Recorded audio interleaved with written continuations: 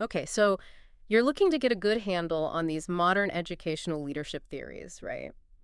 You don't want to wade through a ton of dense academic writing. You want to get to the heart of it. Well, that's what we're here for today. That's exactly it. Yeah, we're diving into modern educational leadership theories, principles, applications, and critiques. That's our main source material for today. Yeah, so the goal here is to really boil it down. Like, Right. what are the big ideas, the big takeaways, and how are they used in practice? No. Where do they maybe fall short? And, like, where's the field going? So consider this your express lane to understanding what's really important. Yeah, absolutely. And I think what's important to remember is the educational landscape is constantly shifting. Right? We're seeing like huge technological advancements, Hmm. increasingly diverse student populations, evolving societal expectations for what schools should be doing. Right. And Yeah. effective leadership, that's more crucial than ever to navigate all of this.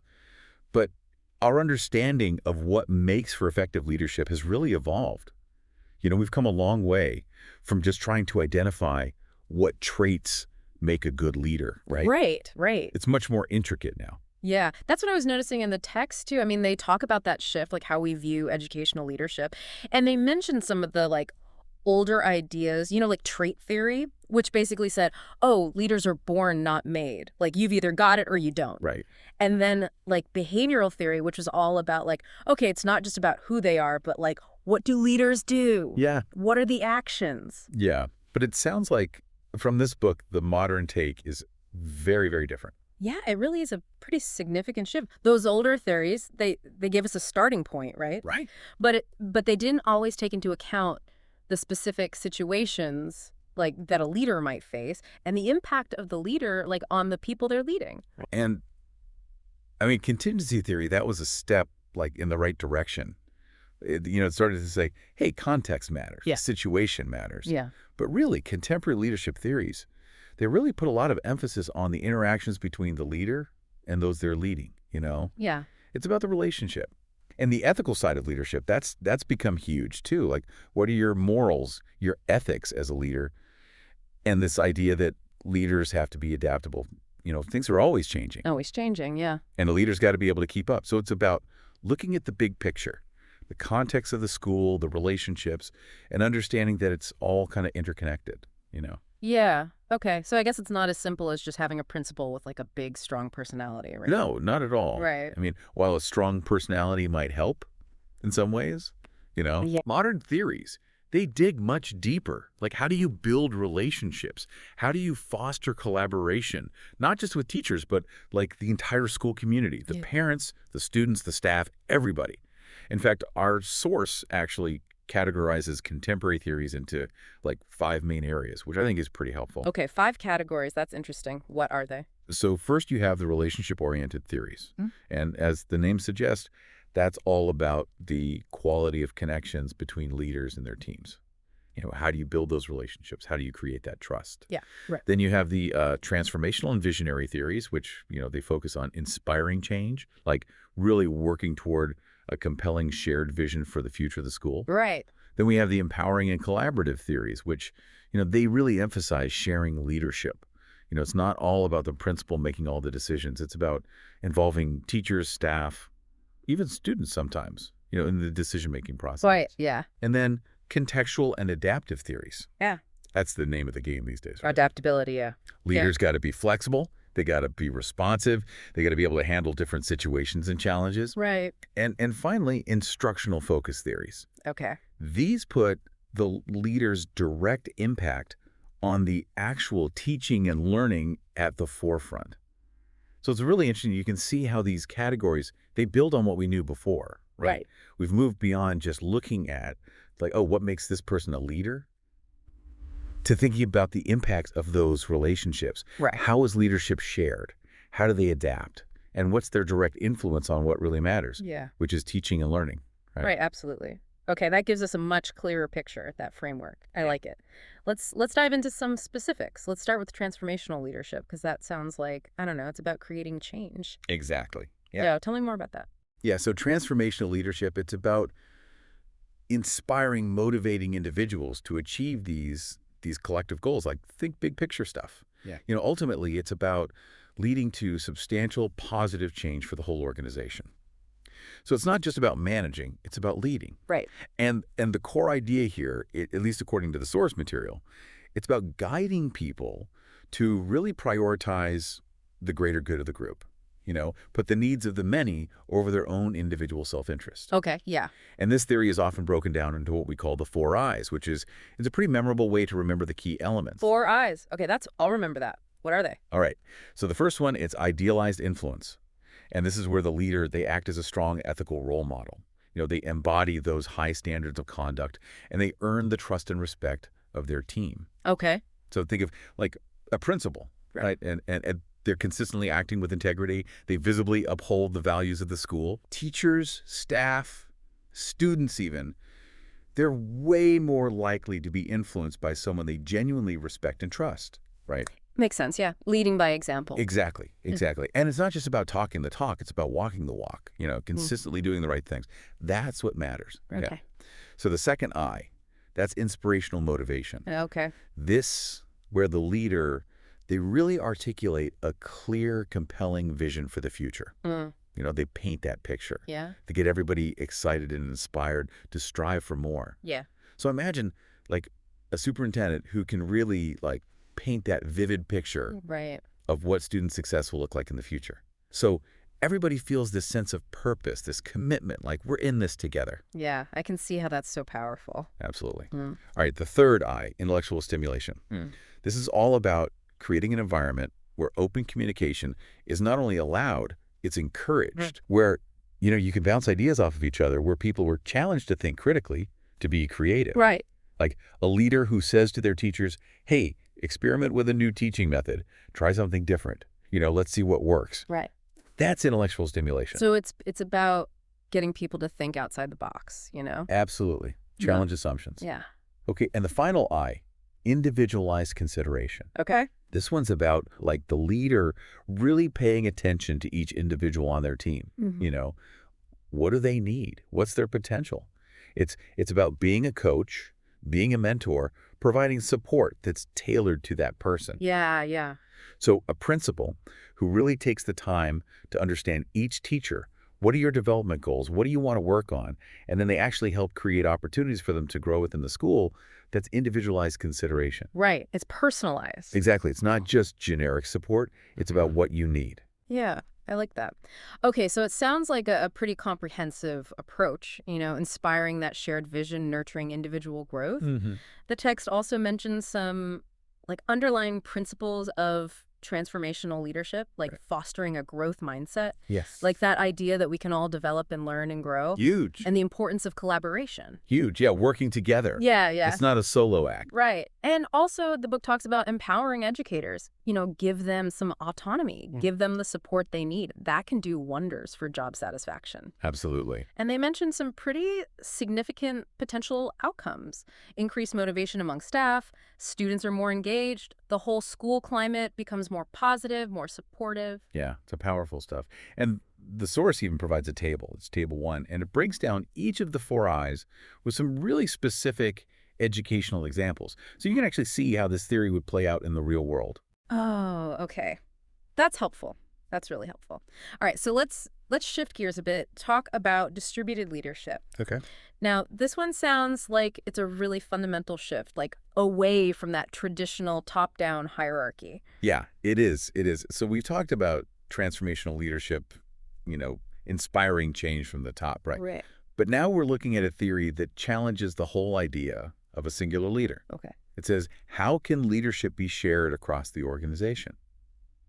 So, enter distributed leadership. Okay, so explain that a little bit more. What does that mean? Yeah. So the basic premise is that leadership doesn't belong to one person at the top, right? Right. It's a shared responsibility that's spread out among different individuals and levels within the school. You've got leadership capacity, like all over the place. Right, yeah. From the principal to the teachers to the support staff to the students even. So the principal's not the only one making decisions. Exactly. And that's one of the key elements here. It's about shared decision-making. So you get multiple voices involved in shaping the direction of the school. Okay. And it's about collective responsibility. So everyone feels like they own a piece of the school's success, like they're invested. Right. It's not just the principal's job to make sure the school's doing well. Right. And it's about recognizing that everyone on the team, they bring something unique to the table. Like some teachers might be really good at curriculum development. Others might be amazing at classroom management or student support, Hmm. and you've got to tap into that diverse expertise. Right. Yeah. It's a really powerful thing. Okay, so how does this actually work? Yeah. Like, what are some concrete examples? So, for example, the source talks about empowering teacher leaders, Yeah. giving them roles where they can really lead. So maybe they're heading up curriculum development. Maybe they're mentoring other teachers, coaching them. That- It also involves a lot of collaboration among staff members, Yeah. getting everybody together to brainstorm solutions, to tackle challenges. Yeah. And this idea of distributing instructional leadership is really interesting, where you might have experienced really effective teachers. They kind of become these in-house experts. Okay. They mentor their colleagues. They share their best practices. Yeah. And there's this great table 2, in the source material, and it outlines some of those core principles of distributed leadership. Okay. Things like autonomy, like giving people the freedom to make decisions in their area of expertise, capacity building, making sure they have the support and resources to do it well, Right. and accountability, making sure that, there's some follow-through and people are responsible for the outcomes. So it's like giving people the authority to lead in their area, but also giving them what they need to do it well, and then making sure that things are, there's follow-up.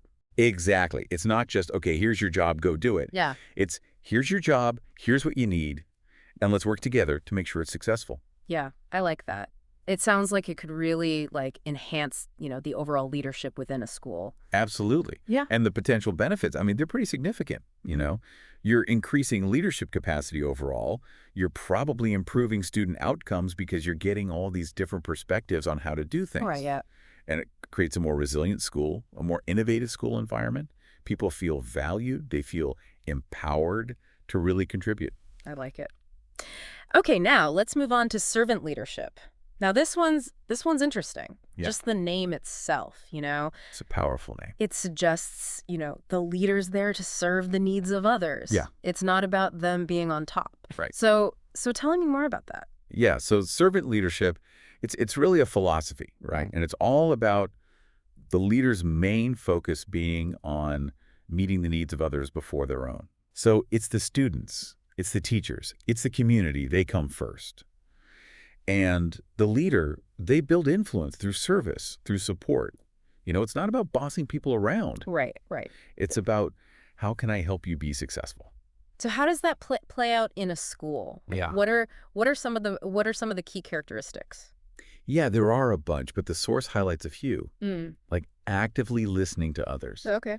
demonstrating empathy, Yeah. like really trying to understand where people are coming from. Yeah. It's about healing, supporting the well-being of the whole team. Okay. It's about self-awareness, knowing your strengths and your weaknesses. It's about persuasion rather than coercion.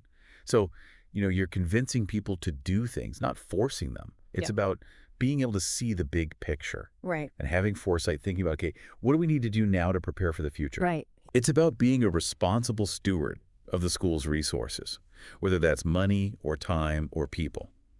It's about a commitment to the growth of everyone on the team. Yeah. Helping them develop as professionals, as individuals. It's about fostering community, making everyone feel like they belong, that they're valued. And humility and transparency are huge. Not being afraid to admit you don't know everything, being open about the decision-making process. Right. And the source has this great table 3, and it breaks all of this down, each of these attributes with descriptions and examples of how they show up in a school setting. Okay. Like, for instance, the administrator who holds these open forums where teachers can really share what's on their minds. No holds barred. Or the principal who takes the time to really listen to a teacher who's struggling with something. Right. Acknowledging their challenges, trying to figure out how to support them.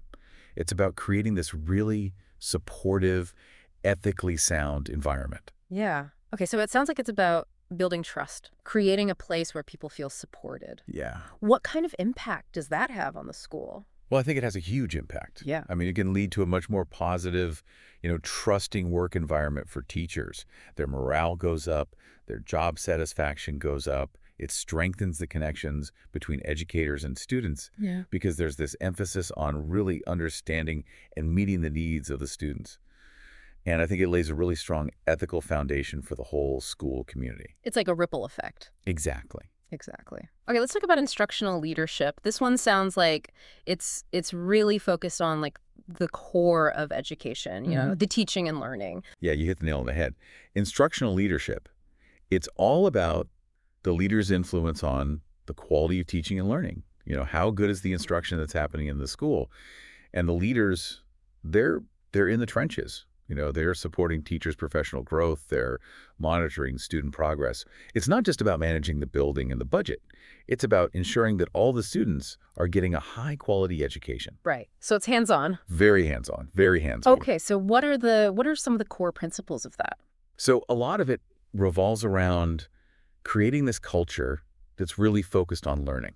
It's not just about ticking boxes.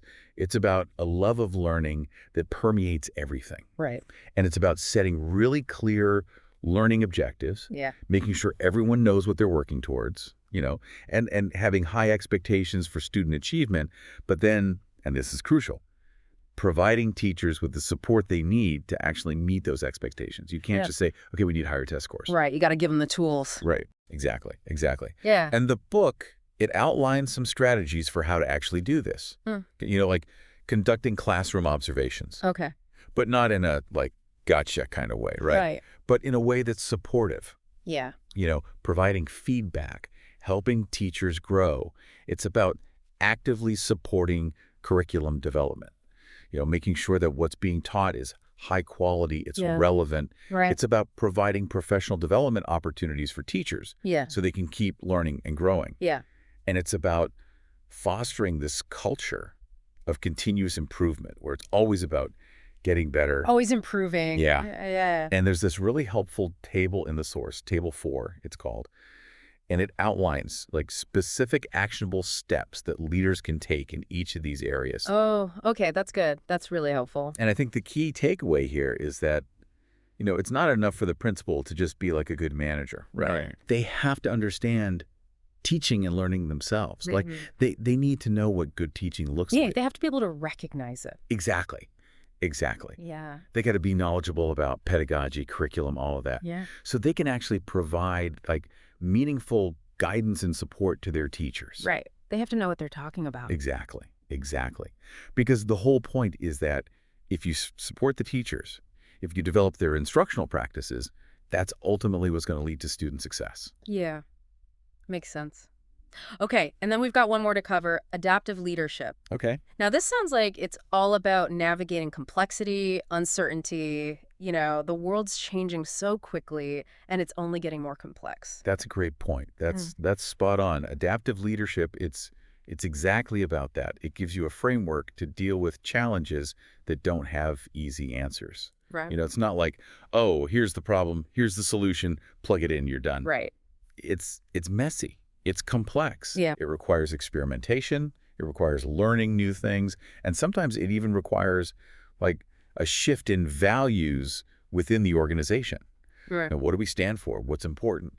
And the idea is to build the capacity within the school or the district to really address these tricky issues. Right. So it's about being proactive. Yeah, very much so. Okay. So what are the characteristics of an adaptive leader? Okay. So think flexibility. They got to be able to adjust their approach, their thinking, depending on the situation. Right. Resilience is huge because you're going to hit roadblocks. You're going to have setbacks, and you got to be able to bounce back from those. Right. Empathy is also really important. Okay. You got to be able to understand how these changes are affecting people. Mm-hmm. Put yourself in their shoes. Right. And a willingness to learn from experience. And that includes failures, not just successes. Mm-hmm. Okay, that didn't work. What can we learn from it? Let's try something else. Right. And this is important. You got to be comfortable with not knowing all the answers. You got to be okay with ambiguity. You got to be okay with uncertainty. Okay. Because that's just the nature of the game. Yeah. And the source material, it outlines some core principles of adaptive leadership that I think are really valuable. So one is diagnosing the system. Okay. So you really understand the root causes of problems. You're not just treating the symptoms, you're getting to the heart of the matter. Another one is regulating distress. Okay. When you're going through change, people are going to feel anxious, they're going to feel uncomfortable, Absolutely, yeah. and the leader's got to help people manage that. Right. Another one is maintaining disciplined attention. There's a lot of things competing for our attention, right? Always, yeah. Shiny objects everywhere. Mm. And the leader's got to say, okay, no, these are the things that are most important. We're going to focus on these. Right. And this next one's really interesting, giving the work back to the people. Okay. So it's not just the leader coming up with all the solutions. It's about empowering people, giving them ownership, saying, hey, you're closest to the problem. You come up with the solutions. Mm. And finally, protecting voices from below. Okay. So making sure that everybody's voice is heard, even the people who might not normally feel comfortable speaking up, Right. because they often have really valuable perspectives. Yeah, absolutely. And there's a really useful table on the source, Table 5 it's called, and it outlines these different roles of an adaptive leader, and it gives some really specific examples of how they might play out in a school. Like, for example, maybe the leader's analyzing demographic data to understand how the student population's changing, and then they're figuring out how to adjust the curriculum to meet the needs of those students. Or maybe they're guiding a team of teachers through the implementation of a new technology platform, Right. helping them navigate the challenges, helping them figure it out. Right. So it's about understanding the big picture, supporting people, making sure the focus is on what's important, empowering people to solve problems, and making sure everyone's voice is heard. Exactly. Exactly. Yeah, that's really helpful. And I can see how this approach is it's so relevant to what's happening in education right now. Absolutely. I mean, things are changing constantly. All the time. So whether it's, the student population changing, new technologies coming in, policies are changing. Mhm. It's a really valuable way to lead in that kind of environment. It's a way to be proactive. Yeah. It's not just reacting to whatever comes your way. It's about anticipating. Yeah. It's about building that capacity to change. Yeah. It's about fostering that culture of like, okay, we're always learning, we're always growing, we're always adapting, Right. and empowering people to figure things out, to be resourceful. Right. Take initiative. Exactly. Exactly. Okay, these all sound great. But the book also includes some critiques of these different theories, right? Yeah, absolutely. Like, what are some of the downsides or limitations of these approaches? Yeah, it's really important to have that well-rounded understanding. None of these theories is perfect. Right. And that's something to keep in mind. Like, for example, transformational leadership, it can be incredibly effective. But some people have criticized it for the potential for the leader to, like, misuse their influence. Okay. They're so charismatic, they're so inspiring, they can use that for good or for not so good. Right. Power can be used in different ways. Exactly. Yeah. Exactly. And some of the concepts within transformational leadership, they're a little vague, like how do you actually measure like idealized influence? Right, yeah. They're kind of a subjective thing. And there's also some research that suggests that like how well it works, it might depend on the culture of the school. Right. What works in one place might not work as well in another. Okay. So I guess that's where, like, thinking about the context is important. Hugely important. Yeah. What about distributed leadership? Are there any potential challenges with that? Yeah. So one of the big ones is that there isn't really like a clear definition of what it is. Yeah, okay. People use the term, but it means different things to different people. Right. So that can lead to confusion. Like, what are we actually doing here? Right. Are we really sharing leadership, or is it just, the same old thing with a different name? And some people worry that, distributing those responsibilities, it could actually just make things harder for teachers. Okay. They already have so much on their plates, and now you're adding more, Right. but you're not necessarily giving them the support or the time. Right. And then there's the concern that it might just be a way to kind of mask the existing hierarchy. Like, oh, we're all leaders now. Right. But really, the principal's still calling all the shots. Yeah. So you got to be really intentional about how you implement it. Yeah. Yeah. Okay. That makes sense. Now, servant leadership, putting others first, it seems like such a positive thing. Yeah. But are there any critiques of that approach? One of the things that people bring up is that it can be really, really time consuming. Like if you're really trying to understand everybody's individual needs and support them, I mean, That takes time. Right. And Yeah. time is something that a Yeah. lot of leaders don't have. Yeah, that's a precious commodity. Yeah. Okay, what about instructional leadership? That focus in teaching and learning. Are there any downsides there? Yeah, so some folks argue that it can actually lead to like a more hierarchical dynamic Right. if you're not careful. Okay. Because the principal's kind of seen as the expert on teaching, and Yeah. that can create this power imbalance. Yay. Yeah. And it's just not realistic to expect a principal to be an expert in every subject area. Right. You're talking math, science, history,